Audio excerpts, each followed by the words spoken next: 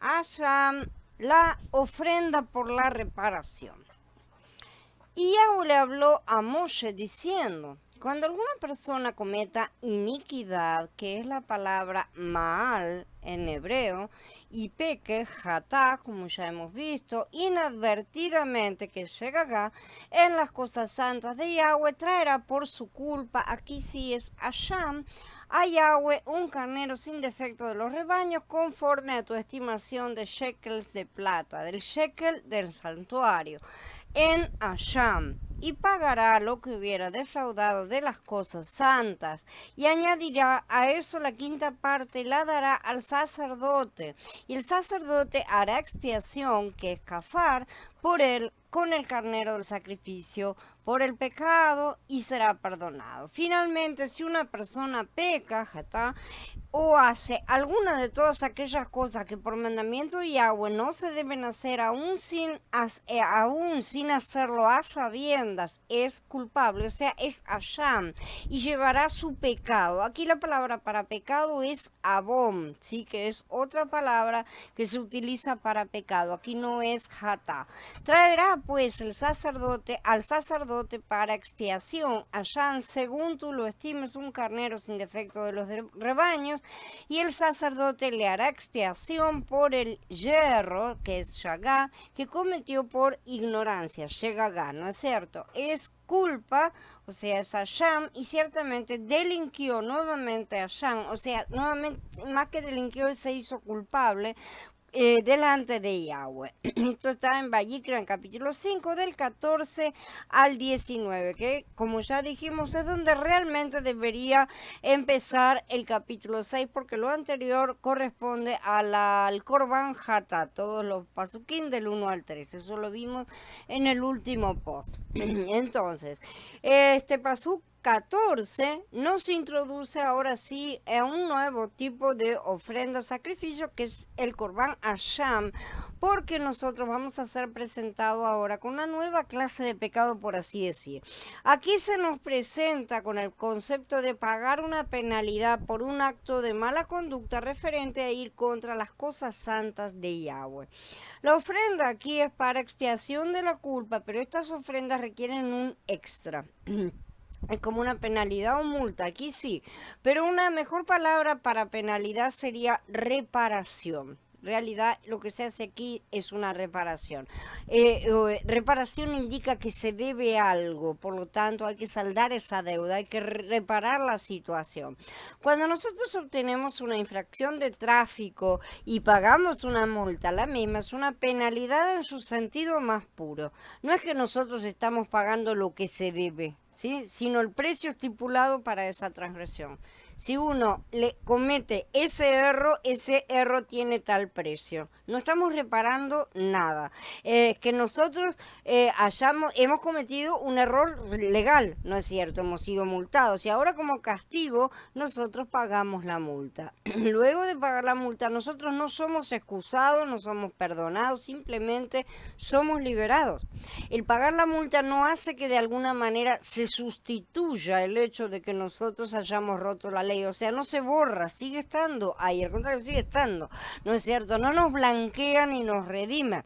Y como es sabido, el obtener una multa de tráfico y pagarla no hace que el proceso termine, justamente los puntos quedan en el histórico y eso puede afectar, por ejemplo, a las tarifas del seguro, sin ir más lejos. Se va a pagar más caro cuantos más manchas tengamos en ese histórico, o sea que no se limpia. Por eso acá en Vayikra vamos a ver que esta ofrenda consta de dos partes. La reparación hacia la parte damnificada, sí, junto con un extra para el sacerdote, como vamos a ver, y la reparación de la relación con Yahweh, que es la parte que sí trae restauración y perdón. De hecho, aún pagando lo debido a la persona que se haya dañado, ¿no es cierto? Vamos a suponer que alguien tomó algo y lo devuelve, puede que ella, la otra persona, ¿no es cierto?, no perdone. No obstante, la parte de Yahweh es perdón completo. Nosotros tenemos que restaurar la situación con Yahweh y esa situación sabemos que tiene el perdón si nosotros hacemos las cosas bien, tiene ese perdón y en cambio en la restitución de lo que sea hacia la parte damnificada puede haber perdón o no, no se sabe. Esta ofrenda ha sido muy mal comprendida y mal interpretada, de manera que otro nombre que podemos dar a la llana es ofrenda por la culpa. Algunas versiones lo traducen así también. ¿No es cierto? Pero lo mejor sería ofrenda de reparación. Justamente, no en sí por la traducción en sí de la palabra, sino por lo que implica. Y esto sería una traducción técnica, digamos. Ahora bien, podría parecer que estos diferentes tipos de sacrificio que nosotros hasta ahora hemos estado estudiando, el Olal, Mijal, la Shelamín, ¿no es cierto?, el Hatat y ahora la Sham, son realmente diferentes el uno del otro, de formas menores, por así decir, ¿no es cierto? Y que estamos profundizando mucho al tratar de hacer distinción entre los mismos. Realmente no lo son, tienen sus diferencias y nada de lo que hace Yahweh es sin motivo, como ya lo hemos estado aprendiendo. Después de este conocimiento general de los mismos, continuando nuestros estudios de Vayikra, vamos a verlos siendo aplicados, ¿sí?, más a lo largo de toda la historia del Tanaj. Entonces vamos a comenzar a desarrollar un sentido completo de los mismos, realmente, en sentido mucho más completo que yo pienso fue la intención de Yahweh también al presentar las cosas de esta manera. Y es que el pecado y ese perdón son complejos y son multifacéticos. Una manera de pensar de todo lo que hemos aprendido hasta ahora acerca del sistema de sacrificios que nos da un conjunto de herramientas y ejemplos que describen no solo lo que es el pecado, sino sus efectos y lo que pueda ser hecho acerca de esos efectos, o sea, lo que se puede llegar a hacer. Todos hemos escuchado a predicadores y maestros presentar su opinión sobre el pecado y el efecto del pecado. Y usualmente cada denominación va a escoger dentro de toda la doctrina uno o dos aspectos del pecado como su efecto de elección, ¿no es cierto? Porque lo eligen y declaran que los otros efectos del pecado son de alguna manera no válidos o de menor importancia o no dignos de discusión. Lo que nosotros vemos en Vayikra es que Elohim levanta su sistema de sacrificio tratando de enseñarnos a nosotros, sus criaturas, algunos de los aspectos más básicos del pecado y sus terribles consecuencias. Aunque no todo en los sacrificios está centrado en el pecado, como ya vimos. En verdad, diríamos mejor que todo su sistema se centra en todas las formas de reparación que deben ser aplicadas para restaurar la comunión entre el hombre y Elohim. Y la manera en que él parece lograr esto es partiéndolo en trozos, ¿no es cierto?, los diferentes aspectos de la obra de Mashiach, para que nosotros podamos digerirlo y también verlo en toda su magnitud. Estos pequeños pedazos físicos son las varias clases de sacrificios y ritos que hemos estado estudiando. Después de todo, cuando tratamos con el pecado, estamos tratando con un asunto espiritual, ¿no es cierto? Y en nuestra actual condición física, nosotros simplemente no podemos comprender mucho acerca del mundo espiritual. Entonces, las personas no salvas pueden comprender mucho menos todavía que nosotros, ¿sí? Los creyentes que nacidos de nuevo vamos siendo capacitados acerca de esta comprensión a medida que crecemos, pero esa comprensión es gradual y depende del nivel de crecimiento de cada uno. Entonces, ¿para qué exactamente es el Hasham? Al nosotros continuar en la Torá, encontramos que muchas de las leyes, mandamientos y ritos especificados en Vayikra son examinados detalladamente, son ampliados y muchos más detalles son dados luego en Bamidbar y en Devarim. El Hasham no es diferente en este sentido, así que por ahora vamos a cubrir primordialmente lo que encontramos en Vayikra, porque al continuar caminando las escrituras, vamos a continuar recibiendo de sus riquezas en la forma indicada por nuestros padres, porque él determinó que así fuera. Comenzando por el paso 14, entonces, el primer caso de la clase de pecado que el sacrificio de Hasham tiene la intención de expiar es descrito como pecados en contra del Adón, o más específicamente pecados involuntarios en contra de la propiedad sagrada de Yahweh. Una gran cantidad de comentarios han sido escritos por rabinos judíos y eruditos y estudiosos acerca de qué exactamente constituía un pecado involuntario y qué exactamente era propiedad sagrada del Adón. No esperábamos menos. Yo espero que tengamos una perspectiva del intento de esos hombres de tratar de definir lo que en ocasiones son mandamientos y ritos muy generalizados que nosotros no encontramos en la Torá. Tengamos en cuenta que no debemos aferrarnos a sus indicaciones como si fueran palabras santas, como hacen muchos, pero sí podemos llegar a comprender un poco acerca de la mentalidad en general, de cómo trataron de ver las cosas, ¿no es cierto? Porque al final de cuentas el Padre siempre está dejando grandes blancos en sus órdenes, está dejando espacios de libertad para ver qué hacemos nosotros con sus cosas, cómo las aplicamos, ¿no es cierto?